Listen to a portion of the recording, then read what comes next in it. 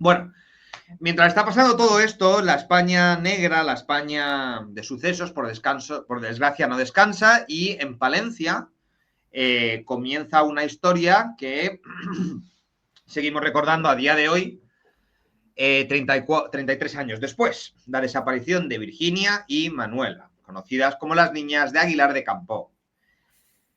Cada 14 y 13 años, respectivamente, nunca volvieron a casa después de una escapada a Reynosa, Cantabria. Y de ese día también pues empezaron las familias a tener una especie de pesadilla, ¿no?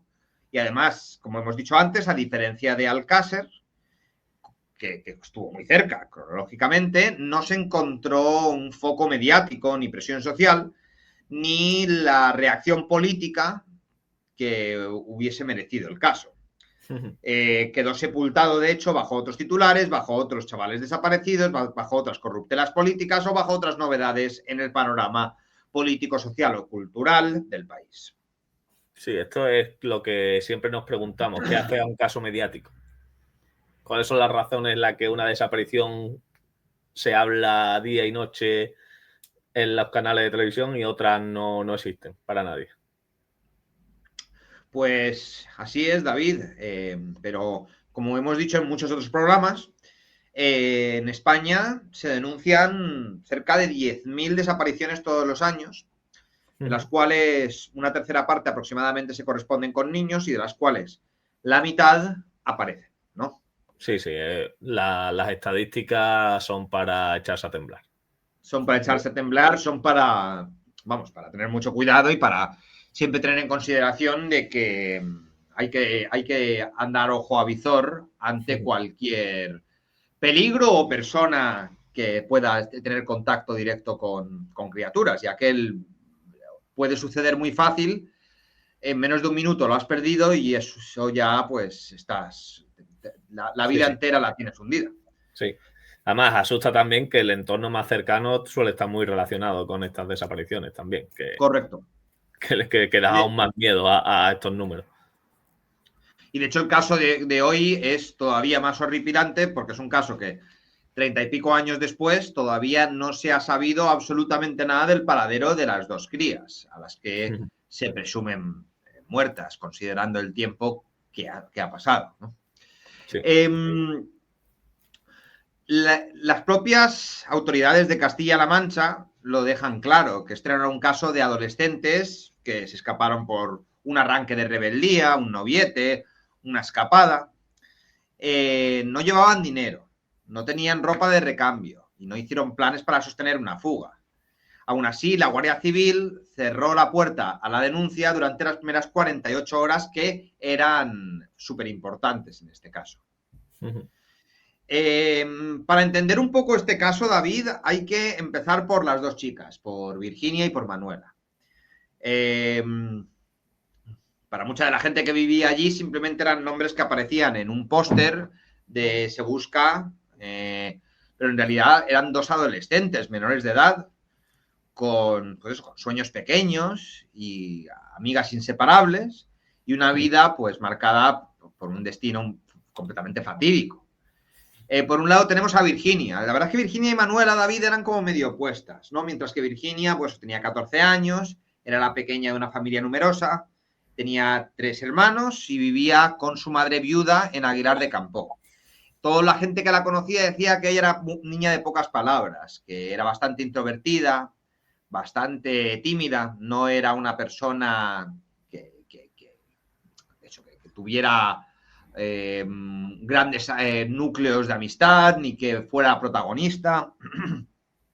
Tampoco se le conocía por ser una alumna brillante, de hecho no se le conocía por sus buenas notas, ni buscaba protagonismo, estaba por eso retraída, callada, prefería escuchar, observar, quedarse un paso para atrás. De allí posiblemente a que tuviera tan buena relación con Manuela, que era distinta en carácter, se puede decir que era lo opuesto, pero ambos se complementaban en ese sentido. Manuela tenía un año menor y su vida era algo más complicada porque venía de un matrimonio roto, su padre era de Málaga, pero vivía en Marsella, ya que había huido de España tras una orden judicial y luego, tras divorciarse de su mujer, se acabó quedando en Francia. Su madre, que era parisina, se trasladó a Aguilar junto a su hija buscando apoyo en familiares cercanos. La adaptación, por lo visto, no fue fácil y muchos de los vecinos especulan con que la madre pegaba a la niña, que Manuela era víctima de eso, de abuso físico por parte de la madre, aunque la madre siempre dijo que el abuso nunca vino por su parte, sino que venía del colegio, que era del instituto, que era donde le estaban haciendo bullying a la cría, ¿no? Así que tenemos aquí versiones radicalmente diferentes. Lo que parece que todo el mundo coincide es que era muy abierta, extrovertida, alegre y con muchas ganas de socializar. Entonces, claro, encontramos a dos chicas que eran lo polarmente opuestas, pero que se complementaba por esa diferencia de personalidad y que quizás esa diferencia fuese lo que las mantuviera tan amigas, ya que eran completamente inseparables. Dormían juntas, compartían secretos y siempre estaban inventando excusas para salir sin que las familias lo supieran.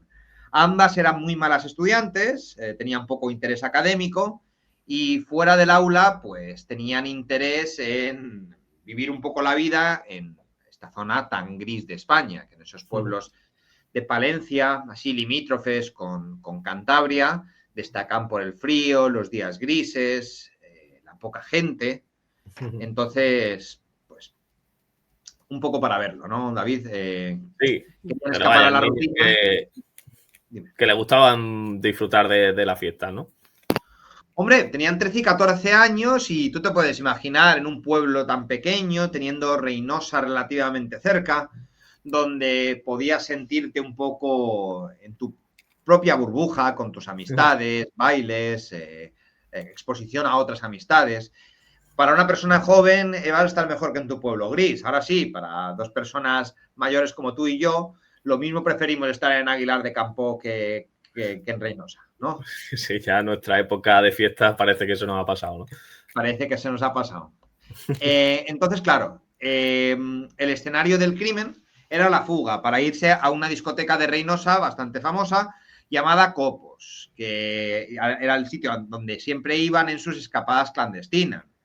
Y inventaban historias como cumpleaños falsos, reuniones con amigas o planes inocentes de un viaje en tren para explorar no sé qué. Y en realidad lo que iban era a bailar, a sentirse mayores, a sentirse libres. Y en esta dinámica, Virginia y Manuela empezaron a ser bastante cómplices, ¿no? Mientras una ponía la excusa de una fiesta y pedía dinero, la otra aportaba, pues, la determinación de llevar el plan a cabo. Juntas, pues, eran inseparables y se sentían valientes. Pero también juntas corrieron un grandísimo riesgo. Irse en tren de Aguilar de Campo a Reynosa, pero en vez de volver en tren, hacer autostop. No sé si te acordarás en el primer programa de Alcácer que hicimos, que tú y yo, junto con el chat, estuvieron comentando lo común que era en España hacer autostop durante los 80 y 90. Sí, porque además creo que el último tren era a las 9 de la noche, por lo cual no tenían ya opción de volverse de la misma manera que fueron para allá. Y sí, hacer autostop en aquella época era algo normal en España. Totalmente, totalmente. Y también nos pone Laura que lo hacía mucho a esa edad, tampoco lo veo raro. Yo creo que es lo de engañar a tus padres para irte de fiesta. Creo que eso es una cosa que todo adolescente ha podido llegar a hacer. Totalmente, lo hacían y yo creo que lo siguen haciendo. Es como que un adolescente le diga a sus padres que va a hacer otra cosa para ocultar una fiesta, para ocultar irse a beber o para ocultar irse a hacer otras cosas con gente. Es común que los adolescentes estén en un periodo de descubrimiento y que les guste hacer planes con sus amigos. Completamente estoy con Laura, que eso era normal antes y es normal ahora. De hecho, en la época con los DNI que eran más fácil de falsificar, me acuerdo que muchos llevaban el DNI falsificado para poder entrar en discoteca. Yo también me acuerdo, aunque muchos puertas eran muy rápidos para darse cuenta, ¿eh? Ya. Como te digo, David, Lo inquietante y lo que despierta las sospechas, pero obviamente no de la Guardia Civil de la época, es que no eran adolescentes ni problemáticas, ni fugitivas, ni rebeldes sin causa. Eran dos niñas, pues, que buscaban diversión en un entorno que superaba a ambas. Eran vulnerables por edad, por contexto y por el lugar donde vivían. Y ese día, pues, alguien se aprovechó de esa vulnerabilidad. Y bueno, ¿puedes contarnos un poquito de la España del 92, David? Sí, el contexto histórico que tú ya lo has dado un poco en 1992, ya lo has mencionado, se trataba de un país que intentaba dejar atrás su pasado y proyectarse hacia la modernidad. En 1992 hemos dicho ya que Barcelona se preparaba para las Olimpiadas, Sevilla inauguraba la Expo y en Madrid, como nos ha dicho, era la capital europea de la cultura, puede ser, que nos la han puesto en el chat. Por eso en los medios de comunicación reinaba un discurso como de progreso, de apertura, hasta de orgullo nacional, se podría decir. Y esa España vibrante, internacional, optimista, contrastaba mucho con lo que era la España en el medio rural. En el medio rural se seguía teniendo una vida mucho más local, donde parecía que la vida discurría al margen de estas grandes transformaciones. Y Aguilar del Campo, que es un pueblo palentino, es un ejemplo perfecto. Allí, como en tantos otros pueblos de la meseta, se vivía con una sensación de tranquilidad casi absoluta.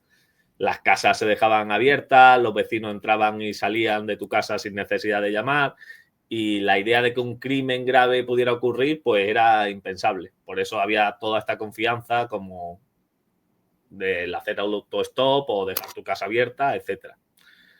El autostop era la práctica común y así lo recordaban todos los testimonios de la época. Todos los chicos y chicas de 13, 14 y 15 años hacían dedo para ir a la localidad vecina, para volver de fiesta, para evitar pagar un billete de tren, para lo que sea. Nadie lo veía extraño y al contrario, era una cosa de un modo de transporte totalmente normal, formaba parte de la normalidad. Hoy nos puede parecer una temeridad, pero en 1992 era como esperar al autobús. Esperar al autobús, pero es que también tenía que existir una conciencia de que nunca sabes la persona que te va a recoger, ¿no? Sí, claro. Pero como nunca pasaba nada o siempre confiabas en el buen hacer de tu vecino o del que te recogía, nunca pensabas que había esas malas intenciones. A lo mejor también al ser dos, en plan, ¿no? Como vamos dos, no se van a atrever, ¿sabes? Más que una persona sola, no sé. Si un efecto bueno tendría el Caser, no es que mucha gente empezó a desconfiar de la práctica del autostop. Sí, eso. Puede ser positivo, sí, pero también como ya de no fiarnos del vecino de la misma manera, también a mí me da un poco de añoranza, en plan, que se pudiera confiar tanto en la sociedad, lo miro con un poco de envidia. Sí, no, tienes razón. A pesar de tener estos riesgos y que ya nadie lo haga. Esta confianza chocaba con otra cara de la realidad, y es que en el sistema había unas carencias en la investigación y en la protección de menores increíbles. No existía el protocolo de actuación inmediata en caso de desaparición. Por ejemplo, la Guardia Civil, cuando los padres de Virginia y Manuela acudieron a denunciar, aplicó la norma de entonces, y es que había que esperar por lo menos 24 horas, incluso 48, antes de poder dar parte oficial e iniciar la investigación. Y mientras pasaba ese tiempo, pues las pistas se enfrían, los testigos se dispersaban y los rastros pues se pierden para siempre. La familia recuerdan esto con mucha indignación. La madre de Manuela llegó a escuchar que no eran horas para buscar a dos adolescentes o que seguramente estarían de fiesta y volvería cuando se cansaran, que estaría en casa de alguien y que ya volvería a casa, que no había motivos para preocuparse. Aquellas frases que hoy resultan insoportables, aunque ya hemos visto que en otros casos los guardias civiles la han repetido igual o casi peor, era la realidad de un cuerpo policial que todavía no estaba preparado para actuar con rapidez en desapariciones de menores. Solo años después, gracias a la presión de padres y otras víctimas, se han implementado protocolos para iniciar la búsqueda de desaparecidos menores mucho antes. Un criminólogo, Antonio Cela, en un programa, Gabinete de Investigación, lo explicaba claramente. Decía que ahora cuando se trata de menores se activan los mismos protocolos que un homicidio. Se investiga a fondo el entorno familiar, el social, el escolar, se movilizan las unidades especializadas, se usan los medios tecnológicos, se rastrean las llamadas, los movimientos, es decir, que se lo toman como si fuera un homicidio esta denuncia de desaparición. Pero en 1992 pues no existía ni mucho menos todo este protocolo. La policía trabajaba además con unos recursos muy limitados, con registros manuales, con búsquedas que dependían más del esfuerzo humano que de la ciencia forense. Y este vacío inicial marcó el destino del caso, porque mientras las familias repetían que no se trataba de una fuga voluntaria, tenían argumentos claros para sostenerlo, como que no se habían llevado dinero, que no se habían llevado ropa, que no tenían ningún plan, las autoridades se aferraron a la hipótesis cómoda, que era decir que dos adolescentes problemáticas con malas notas seguramente habían decidido huir de casa. Esta negligencia, nacida de la desconfianza hacia las propias víctimas, retrasó la acción y selló un fracaso del que las familias nunca se han recuperado. A este contexto histórico también hay que hablar del contexto mediático de la España de la época. Y es que unos meses después de la desaparición de Virginia y Manuela estalla el caso Alcácer con todo lo que ello conlleva y queda en el olvido la desaparición de Virginia y Manuela. En resumen, que esta España de 1992, Javi, era un país de transformación, pero todavía ingenuo y precario en lo que respecta a la seguridad y la investigación. La confianza en el mundo rural provocó que se confiaran demasiado, no existían protocolos y los medios de comunicación se enfocaron en el caso Alcácer y este caso pues quedó en el olvido casi desde el minuto 1. No hubo un interés en solucionar, en investigar el paradero de Virginia y Manuela. Le pasó un poco como a Gloria Martínez, ¿no? Pero Gloria Martínez estando un poco más cerca de la desaparición de las niñas de Alcácer y bueno, esto estamos dando ejemplos, pero como en el programa que hicimos de Valencia, también aparecían un montón de niños muertos y que no se les podía identificar por el estado de sus cuerpos. Así que no sabemos si en esta época las desapariciones eran mucho más altas que en otras, porque la verdad es que datos es muy difícil encontrar de este tipo de cosas, pero lo que sí sabemos es que los 90 estaban poniendo la piel de gallina a muchos padres de adolescentes que veían cómo los críos desaparecían para no volver a aparecer. Claro, sí, que, bueno, aparecieron muchos, como tú has dicho, con muchas lesiones parecidas a las de las niñas de Alcácer, con una brutalidad tremenda. Y también hay muchos otros, como bien has dicho, que desaparecieron y que todavía no sabemos dónde están. Entonces, claro, alimenta un poco este pensamiento de si es que no existían los medios, si es que la Guardia Civil o la policía eran inútiles, si es que no sé. Bueno, creo que había una mano detrás que no interesaba que se descubriera toda la verdad en las desapariciones y sigue existiendo. Hoy en día seguimos con el mismo problema.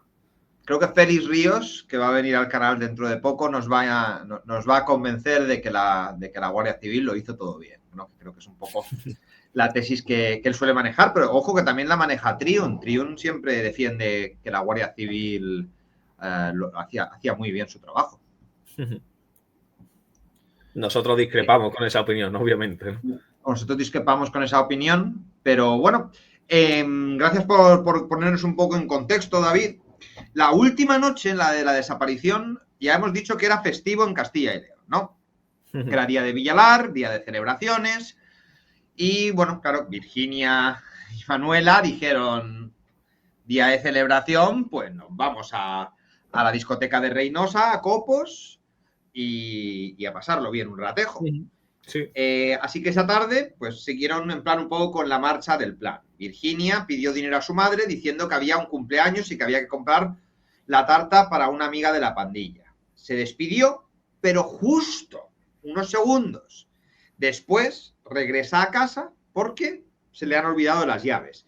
Este gesto, al que cualquiera podría decir una banalidad, una tontería, es bastante importante de cara a la investigación, porque la Guardia Civil, como tú bien has dicho, mantuvo prácticamente desde el principio, estará con una amiga, habrá salido, un noviete, fuga voluntaria.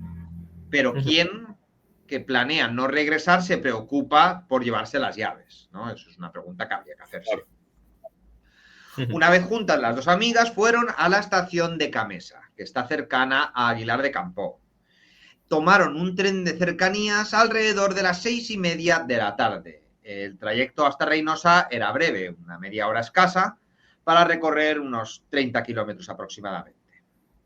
Llegaron sobre las 7, la estación de tren quedaba a apenas 50 metros del Parque Cupido, un lugar de reunión habitual para los jóvenes de la época. Y ahí se encontraron con amigos y se integraron un poquito en un ambiente de fiesta. De hecho, hay testigos que afirman que las vieron tanto en el parque como en la discoteca donde entraron para bailar.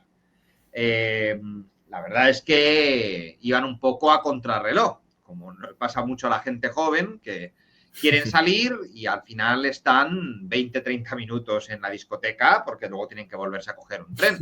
Sí. Pero eres joven, te apetece estar con tus amigos y así es como son las cosas, ¿no? Así es como son las cosas. Perdona, es que Laura ha dicho que hoy mi hijo ha empezado a ir al cole solo y estoy en un sin vivir y está aquí al lado. Tiene 11 años, pero sufres igual. Ya lo sé, Laura, yo también entiendo perfectamente tu sufrimiento, la verdad. Mi hijo es mucho más pequeño, pero sí. No te preocupes que va a ir todo bien. Va a ir todo bien, seguro. Y al final le contesta Isiña muy bien, que forma parte de la vida. Hay que enseñarles a ser independientes. Claro. Criarlos para que sean independientes. Aquí Isiña lo dice bien, pero por supuesto que es un mal trago y más el cerebro humano que está muy predispuesto al desastre, ¿no? De alguien llega tarde y automáticamente dices, uy, ha tenido un accidente o algo, ¿no? Y yo creo que eso es muchas veces, nosotros somos nuestro peor enemigo, ¿no? Sí. Pues bien, como os iba diciendo... Nuestros pensamientos siempre son nuestros peores enemigos, son recurrentes y en una mayor medida malos. Bueno, plan improvisado, cortito, un par de horitas en Reynosa, una orilla afuera, una orilla en la discoteca y luego regresar como habían hecho otras veces. El problema salió, como tú bien has recalcado antes, David, que a las 9 el último tren a Aguilar ya había partido. Hoy en día los horarios de la Renfe, pues hay muchísimo más trenes, incluso en Málaga creo que el último tren sale a las 11:30. A las 11:30, sí. A las 11:30. Te da tiempo a llegar a los boliches, estás en 25 minutos. Pero bueno, que si quieres salir de discoteca no te da. A no ser que que venga ya por la mañana a las 6, no te da. No, pero bueno, estamos en los 90 y los horarios de la Renfe no son los que eran. Que la Renfe seguía siendo una empresa que perdía dinero a raudales y en una España mucho más pobre que la de ahora, en la que no se podía mantener tantos trenes. Entonces, para las 9 ya no quedaban trenes para volverse, aunque a día de hoy nos pueda parecer una locura. Entonces, la única alternativa que les quedaba, ya que autobuses tampoco había, era la del autostop. Y aquí es donde surge una tercera amiga que estaba por allí, que no era amiga cercana, pero que era parte del grupo de amigos que quedaban por Reynosa. No creo que era de Aguilar de Campoo, según cuentan era de un pueblo cercano, pero que le pillaba el mismo tren. Que se llama Alicia, David, y ella dijo que ella de autostop, y que no sabía en coche de quién se metía. Pero en cambio Virginia y Manuela, pues como tú habías dicho, estaban juntas y lo tomaron como algo natural. Así que tomaron la avenida de Castilla, que está a la salida de Reynosa, y comenzaron a pedir que alguien las llevara de vuelta. Y entonces se produjo la última escena que se conoce, o todo lo que se conoce de los sospechosos. Una vecina de Aguilar muy cercana a la familia las vio y además está completamente segura de que fueron ellas, y que explicó que no las llevó porque llevaba el coche lleno, pero observó cómo se subían a un SEAT 127 de 3 puertas. Con nitidez vio a las dos subir y estaba más o menos a la altura de la fábrica de galletas Cuetra. A las 10, era en torno a las 10 de la noche y fue el último testimonio de su existencia. A partir de allí, silencio, ¿no? Las familias la misma noche denunciaron a la Guardia Civil cuando veía que no aparecían, pero como tú bien has dicho antes, la espera obligada de 24 a 48 horas, frases paternalistas de estarán de fiesta o ya volverán cuando se cansen. Pero claro, el tema es que el tiempo pasaba y no llegaba nada. Pobre crías, sí. Pobres crías, tío. Además, en este caso, eso, la familia la misma noche ya denuncia a la Guardia Civil como algo va mal, porque mis hijas suelen salir, pero vienen siempre, no se quedan toda la noche de fiesta y la denuncia un día después o 2 días después. Esa misma noche te presentas en el cuartel de la Guardia Civil esperando ayuda y lo que te dan es de todo menos ayuda. Te dan palabras con la puerta en la cara. Con la puerta en la cara te dan, te dicen, bueno, ¿y qué? ¿Y qué? Claro, gracias a Dios esos protocolos cambiaron, pero ¿cuántas criaturas tuvieron que desaparecer para que el protocolo cambiara, ¿no? Pues sí. Gracias a Dios lo que has dicho tú antes del forense anterior, ¿no? El criminólogo, que hoy en día los protocolos establecen como posible caso de homicidio y se vuelcan en una investigación para poder encontrar. Exacto. Hay que, por lo menos, mira, hemos avanzado en algo como Estado español. Correcto. Y bueno, de también un poco de lo que no debería volver a ocurrir, ¿no? De aprender de nuestros errores. Si quieres, te hablo de los primeros errores. Vamos con ello. Pues el verdadero drama de la desaparición de Virginia y Manuela no comienza con el coche blanco, sino con lo que sucede inmediatamente después. Lo que las familias vivieron aquella noche y los días siguientes fue una sucesión de puertas cerradas, frases hirientes y una negligencia institucional que con el paso del tiempo se ha convertido en un símbolo de lo que no debe volver a ocurrir. Esa misma noche del 23 de abril, cuando las dos adolescentes no regresaron a la hora prevista, las madres se pusieron en contacto. No eran unas madres despreocupadas, sino que sabían perfectamente de que algo estaba pasando y que no encajaba que las niñas no volvieran. Conocían a su hija, sabían que no tenían permiso para ir a la Reynosa, que no llevaban ropa ni dinero suficiente para mantenerse fuera y que su intención era volver a casa cuanto antes. Por eso la inquietud fue inmediata. La decisión lógica fue acudir a la Guardia Civil para denunciar la desaparición. Y aquí llega el primer muro. En 1992 las desapariciones de menores no se trataban como una urgencia. No existían protocolos claros, ni un sistema de alerta rápida, ni una sensibilidad que priorizara el riesgo, ni nada. El procedimiento era el mismo que para un adulto. Había que esperar entre 24 y 48 horas antes de aceptar la denuncia de manera oficial. Las familias recuerdan con indignación la respuesta que recibieron. Estarán de fiesta, se habrán entretenido en casa de alguna amiga, no son horas de ponerse a buscar a los adolescentes. Frases frías, casi despectivas, que reducían el miedo de unos padres a un capricho pasajero. Carmen Balfagón, en un programa de la televisión de Castilla y León, lo remarca y dice que esa actitud supuso perder lo más importante en una desaparición, que son las primeras 24 horas.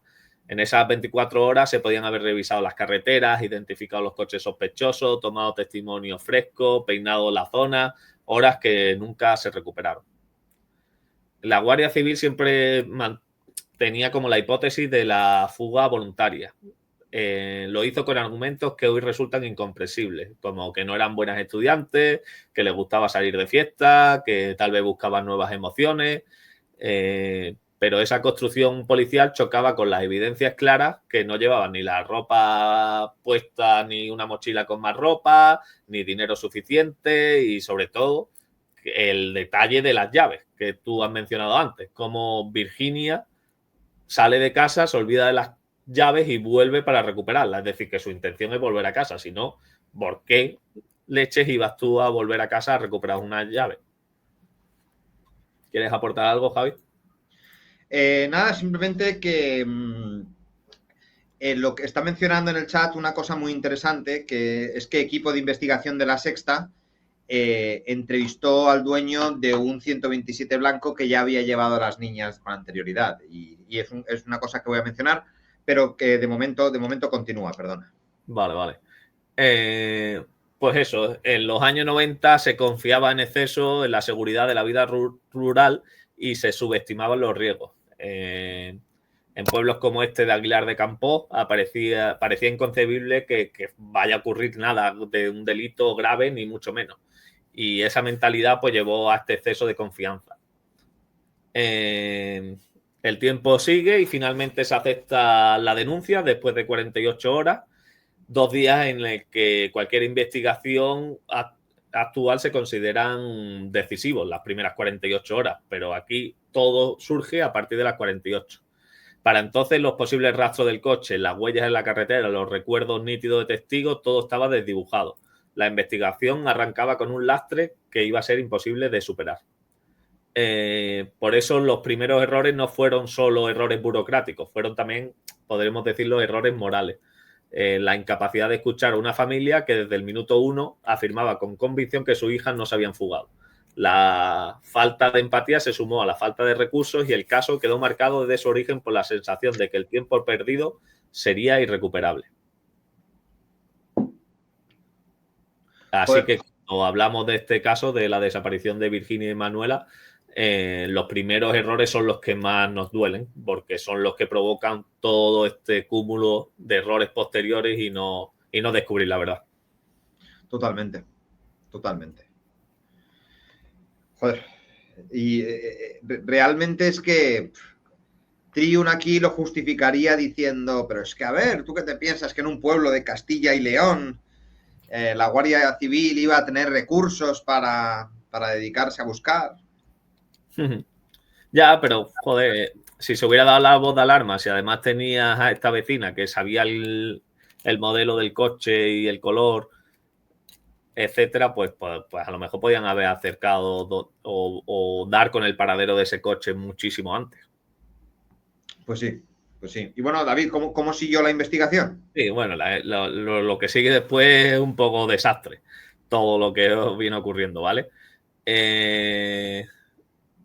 Cuando por fin se acepta la denuncia y las familias pueden poner en marcha la maquinaria oficial, ya es demasiado tarde. Y lo que viene después no mejora las cosas. Lo que debería haber sido una investigación exhaustiva se convirtió en un desfile de parches, pistas falsas y promesas incumplidas. El primer problema que tuvo esta investigación fue la difusión de la fotografía. En el caso de Manuela había muchas fotos recientes, útiles para carteles y avisos, pero con Virginia la situación era dramática porque no tenían fotos de Virginia recientes. Solo existía una foto actual en la que aparecía con la boca abierta en una pose rara que no reflejaba cómo era Virginia en realidad. Es decir, no servía para ponerlos en los anuncios de búsqueda. El resto de fotos de Virginia eran antiguas, de años anteriores, y ella, adolescente que era ya, había cambiado mucho. Claro, no es la época que vivimos ahora de que sacamos 10 fotos por día.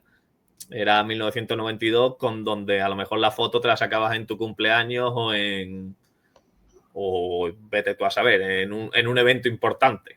No era común sacar fotos. Estas son Virginia y Manuela.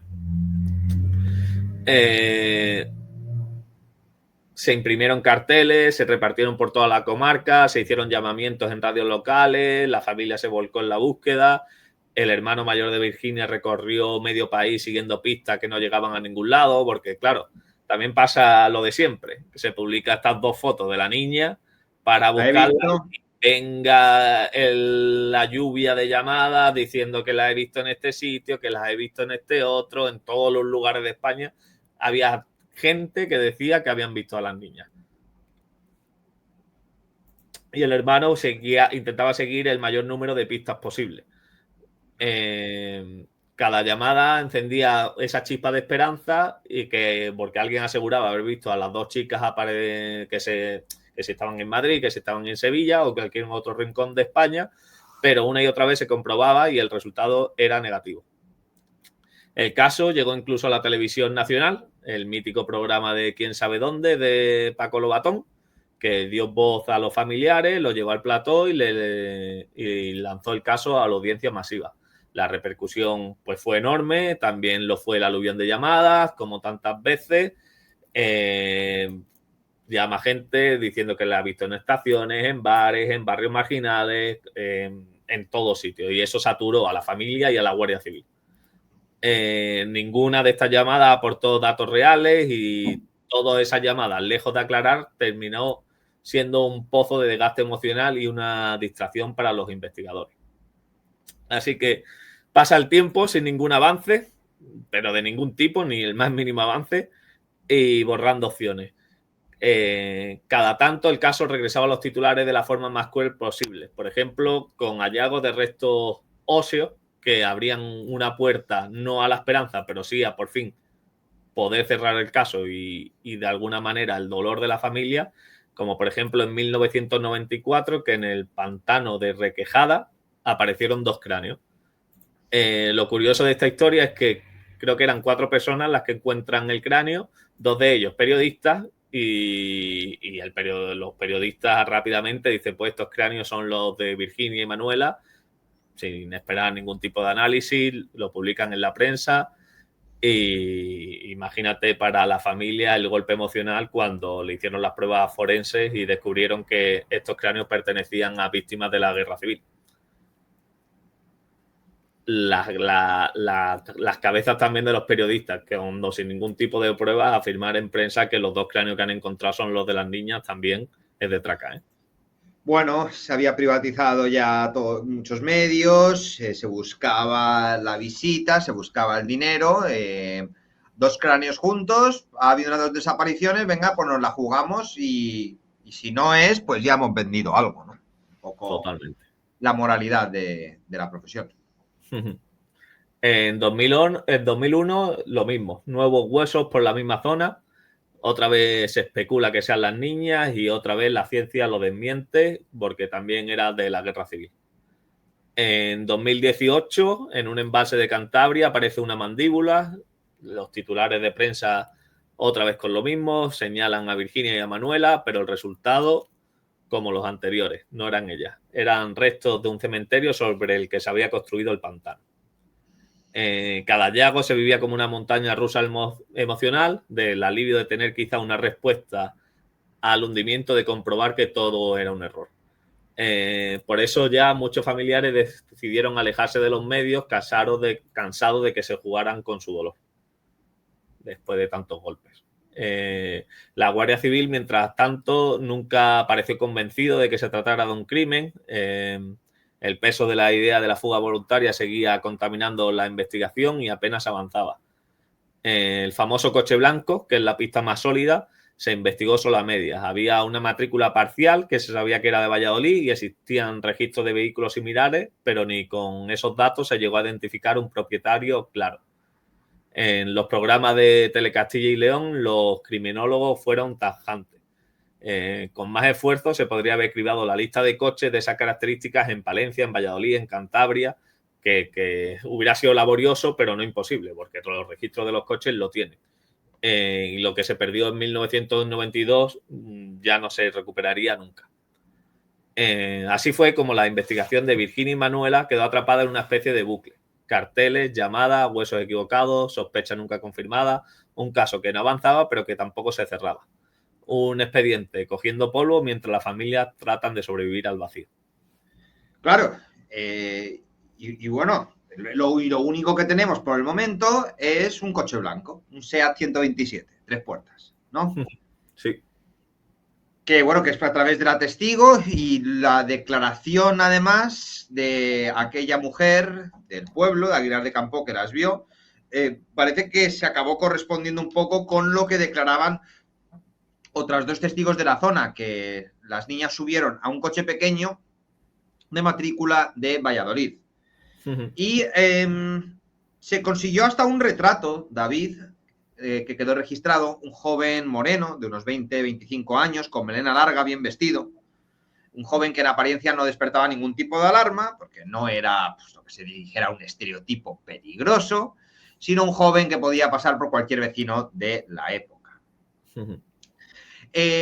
Aquí encontramos distintas opiniones dependiendo de dónde estés buscando información de Aguilar de Campo, ya que la matrícula parcial, que la testigo nunca logró recordar completa, pesó como una losa en su conciencia, ya que ella mismo confesó, años después, que siempre la atormentó no haber retenido esos números.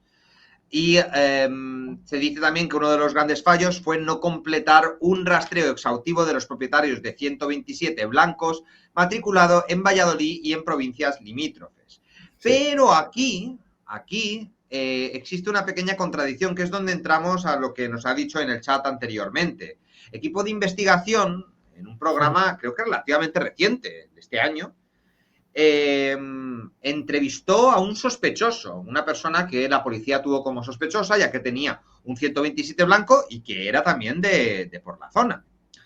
De hecho, el ex jefe de la policía judicial dijo a equipo de investigación que lo que se hizo con los medios que se tenían entonces fue un barrido, que te va a decir la Guardia Civil si no, de todos los vehículos con esas características en Palencia, Cantabria, Burgos y Valladolid. Y que finalmente dieron con un sospechoso. Además, este señor se supone que había llevado a las niñas con anterioridad a Aguilar de Campo. O sea que ya las conocía. El investigado además vivía a 21 kilómetros del lugar en el que desaparecieron Virginia y Manuela.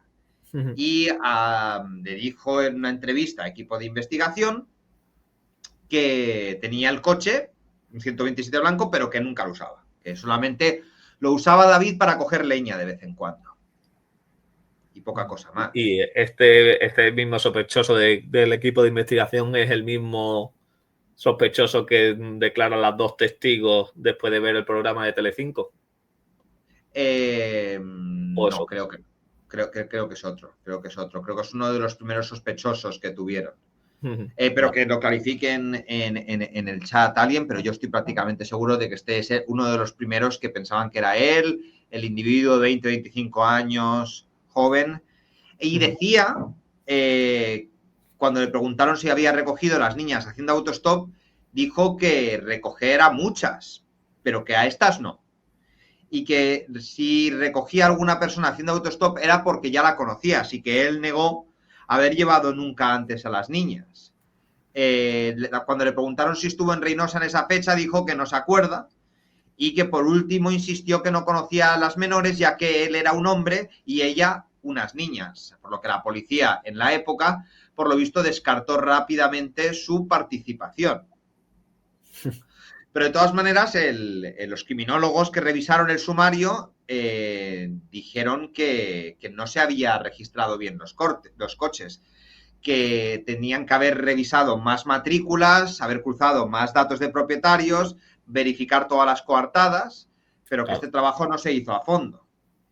De hecho, además, el tiempo jugaba en contra y no sabían si había sido un vecino de la zona, un conductor ocasional, un depredador.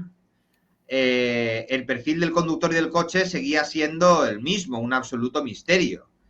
Y renunciar a la línea, a la única línea que tienes, que es el 127 blanco, es imperdonable por parte de la policía, de la Guardia Civil, ya que es el único hilo sólido, y un fracaso absoluto el hecho de que no se pudiera averiguar a quién pudiera pertenecer.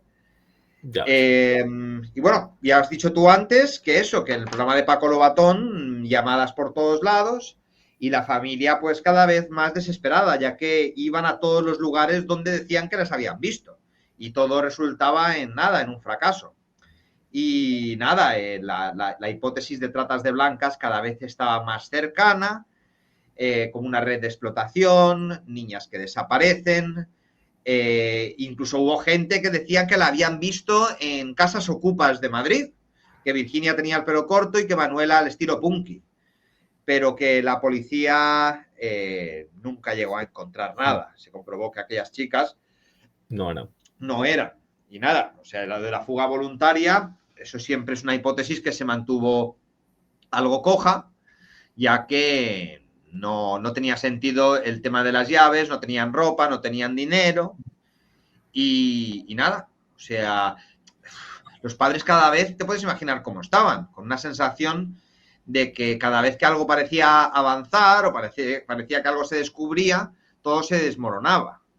Al final, pues eso, las pistas hicieron que el caso se desangrara bastante más. Y nada, en 2021, David, sabes que hubo una especie de reapertura, ¿no? Sí, esta reapertura es la que me parece curiosa, a raíz del programa de Telecinco, lo que vas a comentar, ¿no? Sí, sí. Pues eso, que en 2021, en Viva la Vida de Telecinco, se emitió un reportaje sobre las niñas de Aguilar de Campo. Y había los espectadores, pues una señora que dijo que había tenido una experiencia aterradora, teniendo la misma edad que Virginia y Manuela, que había hecho autostop para volver a casa y que un SEAT 127 blanco de 3 puertas, conducido por un joven, paró a su lado. Y durante el trayecto se dieron cuenta de que no iba hacia Aguilar, sino un camino distinto. Y la chica, sentada en el asiento delantero, pensó en tirarse en marcha, pero recordó que su amiga estaba atrapada atrás. De hecho, fue entonces cuando, en un acto de desesperación, agarró el volante y lo giró bruscamente. El vehículo casi tiene un accidente, pero ese volantazo les permitió huir y posiblemente salvar la vida. De acuerdo al testigo, que tampoco presenta nada importante, David, pero aún así se tomó en consideración y en el juzgado de Cervera de Pisuerga se trasladó. A los abogados de las familias, la asociación Clara Campo Amor consideraba que la declaración era lo suficiente sólida, así que la jueza aceptó. Y aquí, pues, diligencias. Se investigaron 7.400 matrículas de 127 blancos, reinterrogando a sospechosos. Se investigó a un nuevo perfil surgido de la llamada de testigo, además un hombre con antecedentes de abuso carnal que vivía en Asturias. Se le vigiló, analizaron sus coartadas, pero al final se descartó porque no estaba en el año 92 por allí. Así que nada, como decía Balfagón, si la primera vez se puede perdonar la dejación por los medios limitados, sería imperdonable que en el siglo XXI no se hiciera. Pero nada, una vez más, las investigaciones del año 2021 y 2022 no aportó absolutamente nada nuevo. Y aquí la reflexión final es que no es sobre un crimen sin resolver, es sobre un país que tuvo que aprender a golpes que la desaparición de un menor no admite esperas y que por suerte se acabaría cambiando la ley. Pero vamos, o sea, un caso realmente triste para la familia y para todas las personas implicadas. Sí, totalmente. El tema, Javi, de las últimas pruebas que hay o el último hilo conductor para intentar descubrir la verdad, que son estas dos testigos, estuvieron con el Informe Enigma, con el canal de YouTube. Y ahí salían hablando estas dos testigos del caso y dicen que lo reconoció al hombre del SEAT blanco un día que fue a renovarse el DNI, que vio que el que renovaba el DNI era el mismo que el del coche blanco.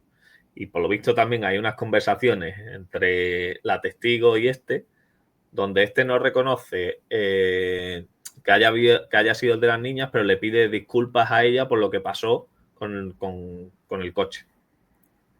Por llevarle por otro camino. Claro, y que tuvieran que pegar el frenazo o saltar del coche de la forma en que lo hicieron, etcétera.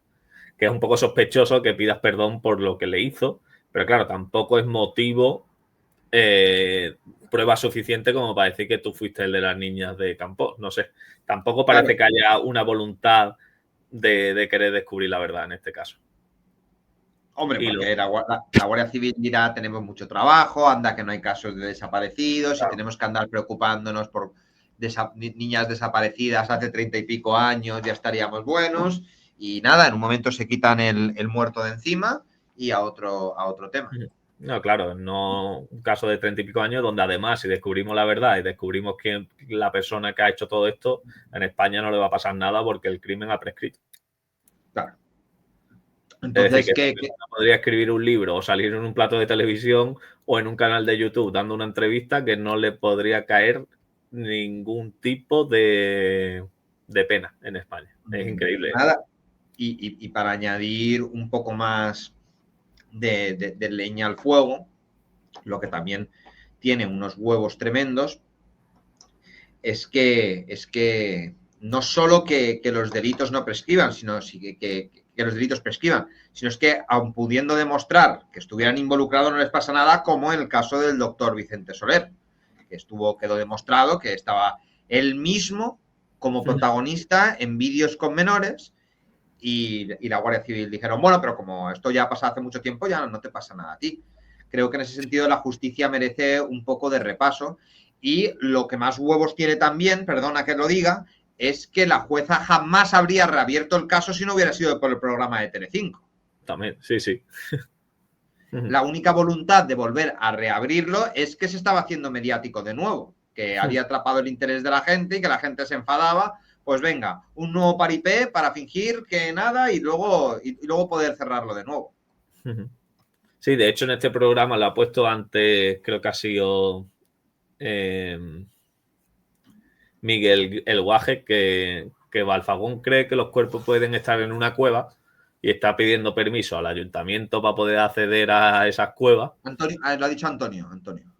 Ah, Antonio. No vamos a mencionar su rima. Pero que cree que pueden estar en estas cuevas y que el organismo judicial no le da los permisos para que pueda rastrear esta cueva y descubrir qué puede haber. No se autoriza, como bien dice Antonio. Pues una vergüenza absoluta. ¿Qué quieres que te diga? Pues sí, ¿tú le ves relación a todo esto con el caso Alcácer o es un hecho aislado de una persona que quiere abusar de una niña y quitársela de en medio y ya está? Pues que lo único que le veo en común es eso, de que seguramente fueran víctimas de una persona que las cogiera y hiciera con él lo peor. Claro que no se puede afirmar porque no se les llegaron a encontrar como se encontraron a las niñas de Alcácer. Pero tú suponte, si este caso hubiese sido igual de mediático que Alcácer, lo mismo se les hubiera encontrado en alguna acequia, zanja, riachuelo de la zona, ¿no? Pues sí. Es una pena. Y lo que más toca la moral es que sigan habiendo muchos niños desaparecidos en España donde no sabemos qué pasa. Totalmente. O sea, es que eso da miedo, ¿no? Y que sí, que se han mejorado los protocolos, pero que creemos que desde la Guardia Civil todavía hay mucho que mejorar, o desde la Policía de Investigaciones y tal, todavía hay muchísimo que mejorar en cuanto a criminología. Bien sean por falta de medios o falta de interés, pero lo que no puede ser es que a día de hoy haya guardias civiles que fumen al lado de cuerpos de víctimas. Totalmente. Pues en 2024 hubo 26.345 denuncias por desapariciones en España, de las cuales aproximadamente la mitad corresponden a menores de edad. Según el Centro Nacional de Desaparecidos, el 49,4% de esos 26.345 personas desaparecidas son menores de edad. Claro, ponle unos 12.000, pero claro, de esos 12.000 también son muchos niños que son de centros de acogida, de centros tal, que se escapan y tú tienes un protocolo de llamar a la policía, me imagino, dar por desaparecido, pero como es niños que se suelen escapar durante un par de días o 3, no son casos preocupantes, por así decirlo, seguramente.